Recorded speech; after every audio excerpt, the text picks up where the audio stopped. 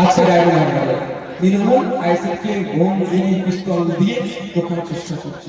ISF সত্যের ঝান্ডা নিয়ে এগিয়ে যাচ্ছে, সমাজ ব্যবস্থা পরিবর্তনের জন্য এগিয়ে যাচ্ছে, সুতরাং ওই বোম গুলি পিস্তলকে তোয়াক্কা না করে এগিয়ে যাচ্ছে। ওই বোম গুলি বোমকে চলকে মিথ্যা কেস দিয়ে আইএসএফকে আটকাতে পারবে। হ্যাঁ, ওই তো একজন মহিলা পুলিশ কর্মীকে আক্রান্ত করছে তৃণমূলের দুষ্কৃতি বাহিনী। শওকত মোল্লা সাহেবের নেতৃত্বে মানে তার ইনস্ট্রাকশন হয়েছে, খোঁজ নিলে হয়তো দেখা যাবে। কারণ শওকত মোল্লা বিধানসভা এবং ওখানকার যে উপপ্রধান আছে শওকত মোল্লার খুব কাছের মানুষ। আগের দিন আপনি বলেছিলেন যে শাহিনী ঘোষ শুধু গান করে বেড়াচ্ছে, উন্নয়নের কথা বলে না। সেই প্রশ্ন শাহিনী ঘোষকে করা হয়েছিল। শাহিনী ঘোষ বলছে আমি গান শিখতে পারি তাই আমাকে গান করতে বলে মানুষ। দশা শুধু গান জানে না তাই গান করতে বলে। দেখুন, একজন জনপ্রতিনিধির কাজ নয় গান শোনা।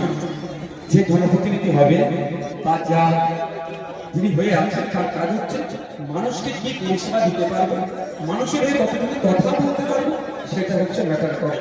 যখন কাজেরা পারে তখন সাবজেক্ট ছেড়ে অবজেক্ট। কিন্তু অবজেক্ট আপনি ভালো খেলতে পারেন, ভলিবল ছেলেদের সাথে এসে খেলে নেবেন, ফুটবল ভালো পারেন, বাচ্চাকে গোল করে দেবেন, এটা একটা এমপি এমএলএ কাজ নয়।